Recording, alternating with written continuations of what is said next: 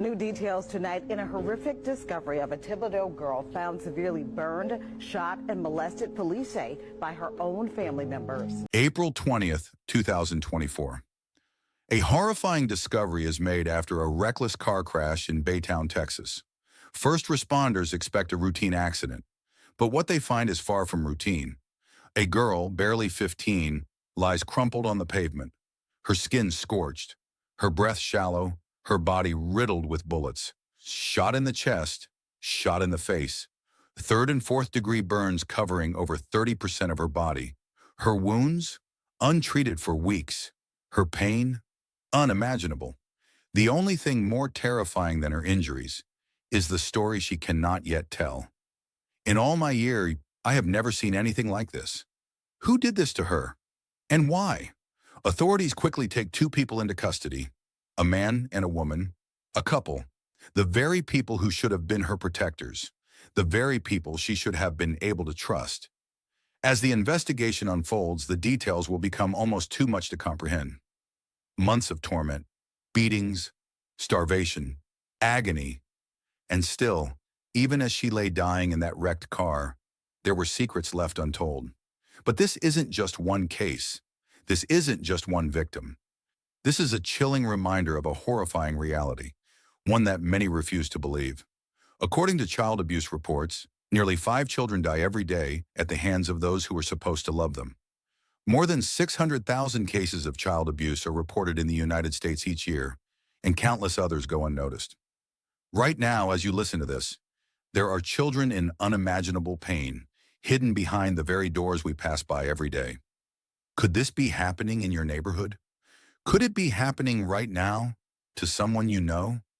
It's easy to think that monsters only exist in the dark corners of the world, but the truth is, they often live right next door. The worst case of child abuse investigators have ever seen. She was left untreated, suffering, for months. A case so disturbing, even the most seasoned detectives were left shaken. What could drive someone to commit such unimaginable cruelty? What makes a person look a child in the eyes and choose pain over protection? And the most haunting question of all, how many more victims are out there, hidden behind closed doors, waiting for someone to notice? The truth behind this case will leave you speechless. But before we unravel the horrifying details, ask yourself this. If this happened in your town, or to some relating to you, would you have seen the signs? If you're gripped by this story and want to hear the full truth behind what happened next, subscribe to the channel. These are the stories that need to be told, because sometimes the darkest truths are the ones closest to home. It was just after 11 p.m. on April 20th, 2024, when dispatchers in Baytown, Texas received the first frantic calls. Moments later, on a quiet service road near the interstate, it did. A single vehicle, a beat-up sedan, veered off the road, slammed into a drainage ditch, and came to a sudden, violent stop. But what first responders found inside that car was far worse than a simple crash. When officers arrived at the scene, they expected the usual, minor injuries, maybe a drunk driver.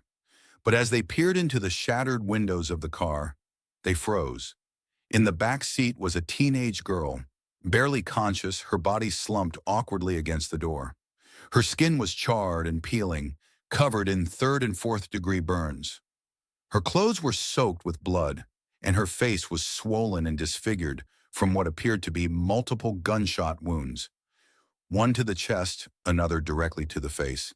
And then there was the smell, a sickening mix of burnt flesh, infection, and decay. It was clear these injuries weren't fresh. They had been festering, untreated, for weeks. You could hear a paramedic's shaky voice over the radio. This is bad. We need immediate medical evacuation. Child in critical condition.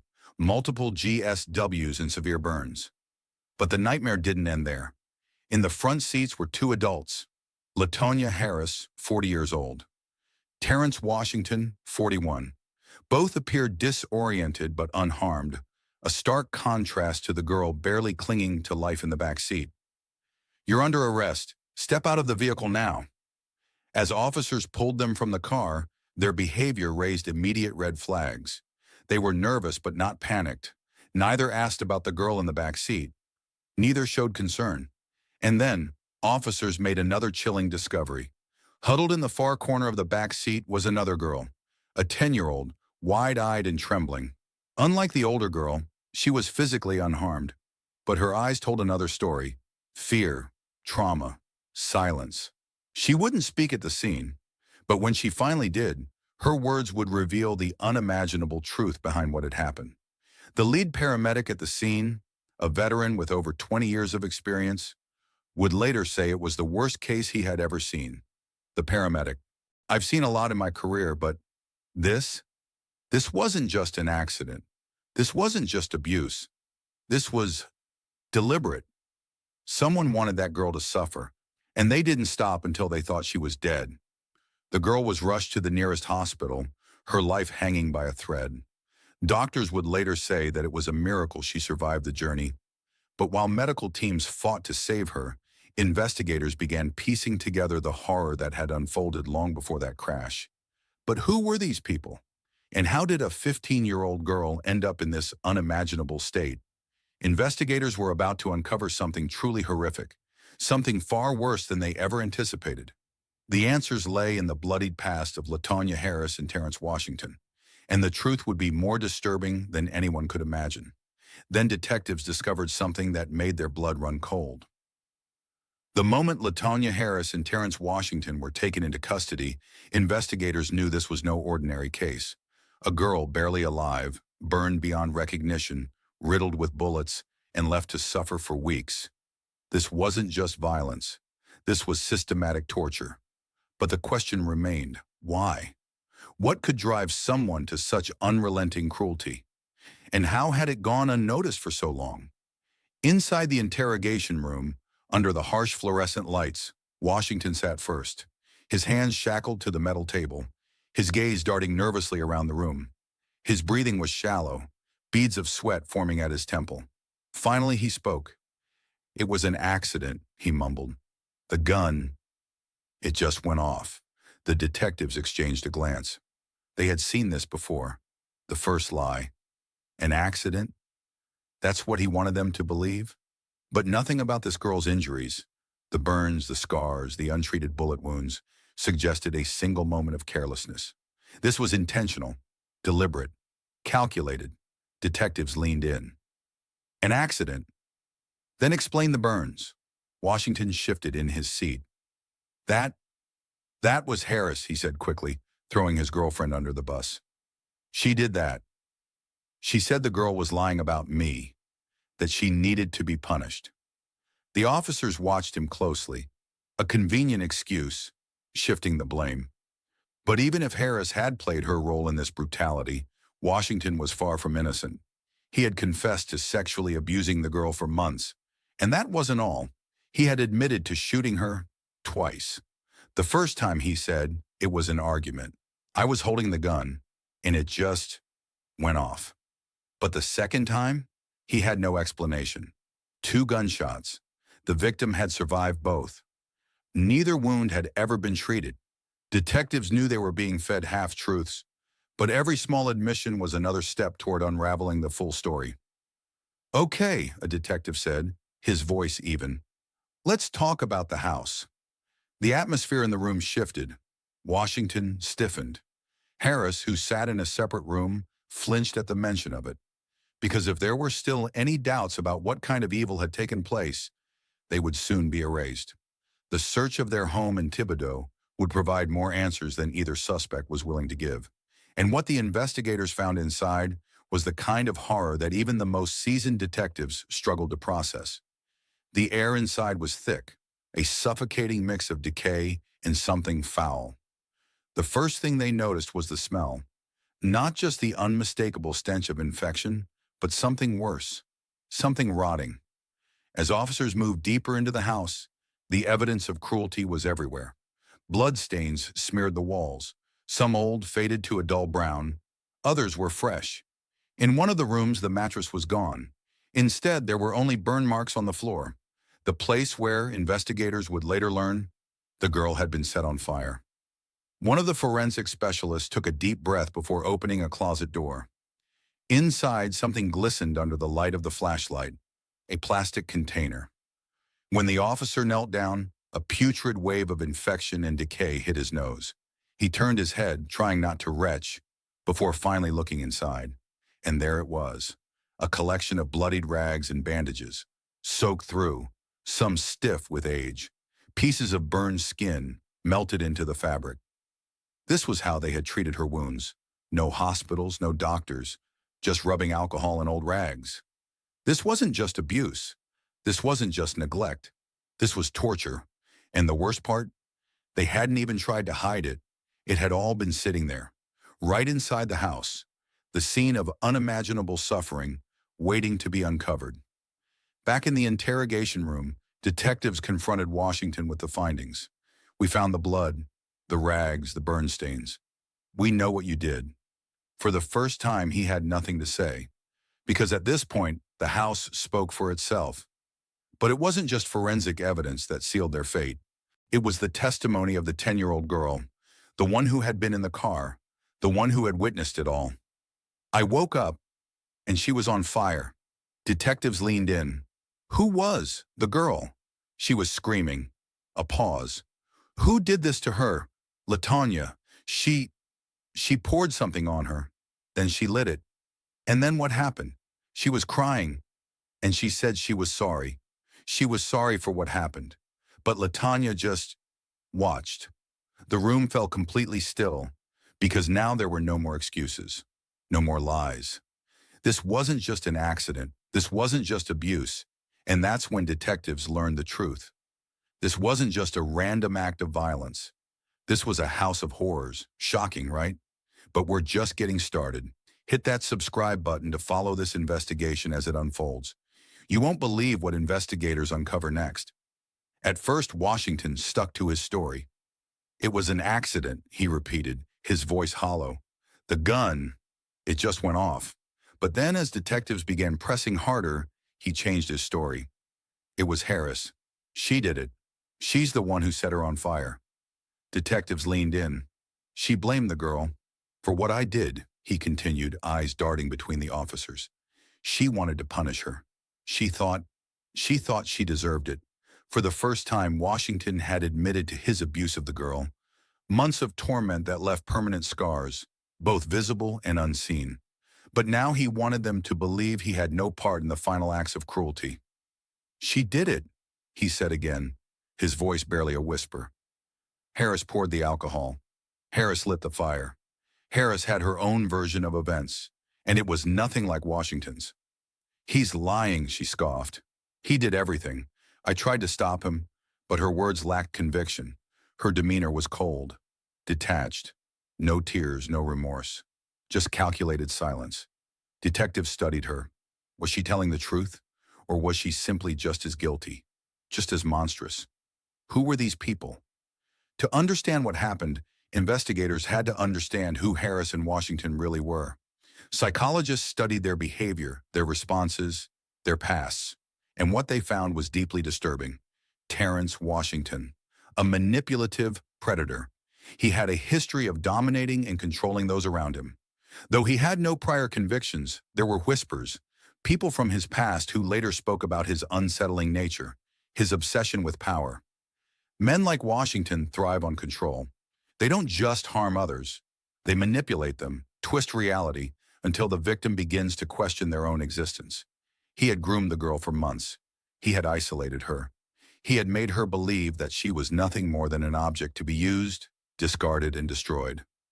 She wanted it, he muttered at one point. She didn't say no. Detectives visibly tensed. The sheer lack of remorse. The casual way he spoke about the suffering of a child. It was textbook psychopathy. Then there was Harris. Was she a willing accomplice?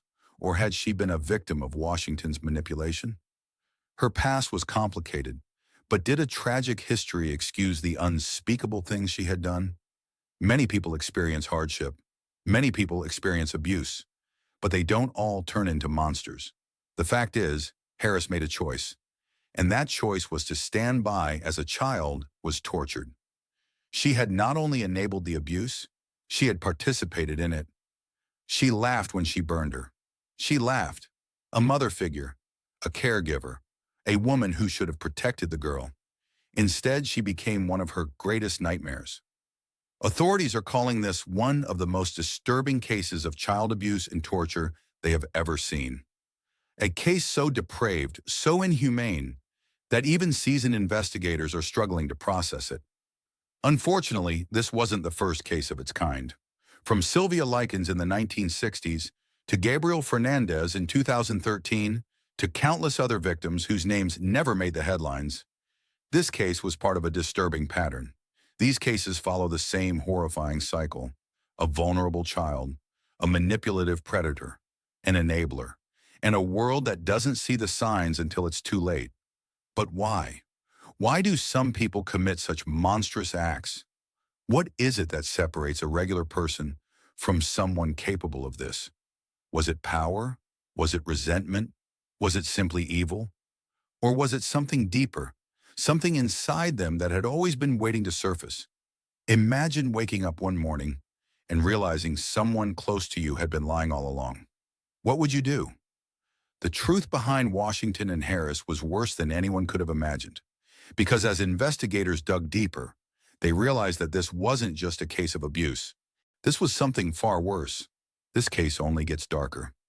Subscribe now and stay with us as we dive into the terrifying evidence that investigators uncover. You won't want to miss what's coming next. For months, the case against Latonya Harris and Terrence Washington had been building. Investigators had pieced together the horrific details: the burns, the gunshot wounds, the abuse, the manipulation. Prosecutors were armed with overwhelming evidence. The charges? Devastating. Attempted first-degree murder, molestation of a juvenile, obstruction of justice, multiple counts of second-degree rape. And those were just the beginning. The courtroom was packed. People had come from across the state, desperate to see justice served. The media had labeled them monsters, a term that, even after all that had been revealed, still didn't seem to capture the true depth of their evil. But would the law see them that way? The prosecution did not hold back. They described in excruciating detail the suffering the victim endured. Ladies and gentlemen of the jury, what you are about to hear is the story of unimaginable cruelty. A child, tortured, burned, shot, and left to rot. And yet, even after enduring what no human should, she was forced to carry the burden of her suffering in silence. These two defendants, these two so-called caretakers, are the reason she may never have a normal life again. But today, we have the power to ensure that they never hurt another innocent soul. Forensic experts took the stand, describing the horrifying extent of the girl's injuries. The burns covered over 30% of her body. These were not accidental. The pattern of the burns suggests an accelerant was used, poured deliberately and ignited. The pain would have been unimaginable. Then came the testimony from Child Protection Services, who revealed Washington's previous history of abuse allegations, cases that had slipped through the cracks. This case is a failure of the system. This child should have been saved long before she ended up in that car, barely clinging to life. The jury listened in stunned silence as officers recounted what they found inside the Thibodeau home. It wasn't a home, it was a house of horror. The walls told the story of what happened in there: the blood, the burned stains, the stench of decay. This wasn't an isolated moment of violence. This was a pattern of pure, systematic evil that went on for months, maybe years. And yet, neither defendant showed an ounce of remorse. When asked if he had anything to say, Washington simply smirked. "I ain't got nothing to say." Harris, when asked why she did it, just shrugged. She lied about him. She had to learn. The jury deliberates. The evidence was damning. The testimonies were undeniable. The outcome seemed clear. And yet, everyone held their breath as the jury filed back in. The verdict was about to be read. The tension was thick enough to cut with a knife. The entire courtroom held its breath. On the charge of attempted first-degree murder, we find the defendant guilty. On the charge of molestation of a juvenile, guilty. On the charge of obstruction of justice, guilty. And on it went, one guilty verdict after another. Until finally the judge looked up from the papers in his hand, his gaze piercing through the silence. Given the severity of these crimes and the irreparable damage inflicted upon this child, I see no reason for leniency. These sentences will be served consecutively. The defendants will never walk free again. The courtroom erupted. Some people cried, not out of sadness, but relief. Others just stared at the two people who had inflicted so much horror, trying to comprehend how such evil could exist. Justice has been served, but nothing will ever undo what was done to that little girl. Do you think the punishment fits the crime? Should they have faced even worse consequences? Let us know in the comments. The trial was over. Justice in the eyes of the law had been served, but for the investigators, the prosecutors, and even the public, the story wasn't over. Because one question haunted everyone who had come into contact with this case. Why? Why would Terrence Washington and Latonya Harris inflict such prolonged, unimaginable suffering on a child? What twisted desires, deep-seated resentments, or psychological scars drove them to commit such cruelty? And perhaps more disturbingly, was this their first time? Did they ever show remorse? Throughout the trial, both Washington and Harris had shown little more than indifference. No apologies, no signs of guilt, no remorse. Even as the horrifying details of their crimes were laid bare in court, the burns, the gunshot wounds, the emotional scars, they sat there unmoved. It's not just that they didn't care, it's that they didn't believe they did anything wrong. This level of detachment isn't common. It's indicative of something much deeper, a fundamental lack of empathy. For Washington, the trial seemed like an inconvenience, a mere formality before his inevitable incarceration. When asked by the judge if he had anything to say before sentencing, he simply shrugged and muttered, "I don't care. Do what you want." Harris, on the other hand, displayed a different kind of detachment. She wasn't defiant. She wasn't angry. She was empty. When the prosecution asked why she had set the girl on fire, her response was chilling in its simplicity. She lied about him. She needed to learn. There was no hesitation, no flicker of doubt, just cold, matter-of-fact cruelty, as if what she had done was somehow justified. Psychiatrists who examined both Washington and Harris found startling patterns in their behavior. Terrence Washington was diagnosed with antisocial personality disorder, commonly associated with psychopathy. He exhibits classic traits of a manipulative predator, one psychologist explained. He lacks remorse, has a history of deceit, and shows no regard for the suffering of others. To him, people are tools to be used and discarded when no longer useful. But Harris's psychological profile was more complex. While she displayed signs of codependency and emotional instability, experts debated whether she was simply an enabler or if she was equally sadistic. It's easy to label her as just another victim of Washington's manipulation, but the facts tell a different story. She didn't just stand by, she actively participated. She made choices, and those choices were rooted in cruelty. As investigators dug deeper into Washington's and Harris's past, a chilling possibility emerged. Were there other victims?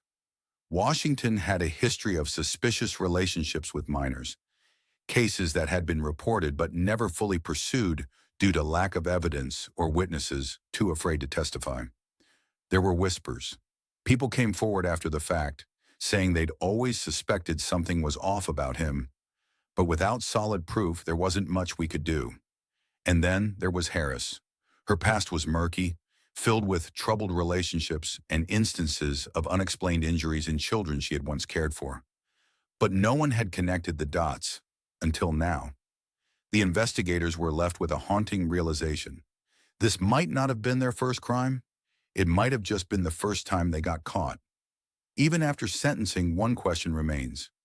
Was this their first crime? Or just the first one they got caught for? What do you think? Are we really safe from people like this? Could there be more victims out there, hidden behind closed doors, waiting to be discovered? Share your thoughts in the comments below. Subscribe as we continue. The verdicts are in. Terrence Washington and Latonya Harris will never walk free again. But as the dust settles, the question remains, is justice ever truly enough? Because while the law may have punished the perpetrators, the scars left behind will never fade. Not for the victim, not for those who witnessed her suffering, and certainly not for a society grappling with how this could happen in the first place. Justice may have been served in the courtroom today, but for that little girl, the journey is far from over. She will carry these wounds not just on her skin, but in her heart for the rest of her life. And the harsh truth is, there are more children out there right now, suffering in silence, just like she did. It's easy to believe that monsters like Washington and Harris are rare, that they exist in the shadows, far from the safety of our own communities. But the truth is far more unsettling. Every year, over 600,000 children are victims of abuse in the United States alone, and those are just the ones we know about. How many more are hidden behind closed doors? How many more are suffering in silence, waiting for someone to notice? Could it be happening right now in your neighborhood? To someone you know? To someone you love? There were signs. There are always signs, but too often they go unnoticed, or worse, ignored. A neighbor hears screams but assumes it's nothing. A teacher sees bruises but hesitates to ask questions. A friend senses something is wrong but doesn't want to get involved. And in that silence, in that hesitation, monsters like Washington and Harris thrive. The question is no longer, how did this happen? The question is, how many more will it happen to? In the end, justice was served, or was it? Because the truth is, the scars from this case will never fully heal. And somewhere out there, another person like them is waiting, watching, planning. What do you think? Was justice truly served in this case? Or is there more to this story than we'll ever know? Have you ever seen signs of abuse that went unnoticed? Let us know in the comments below. And if this story has made you think twice about the world around you, share it. You never know who might need to hear it.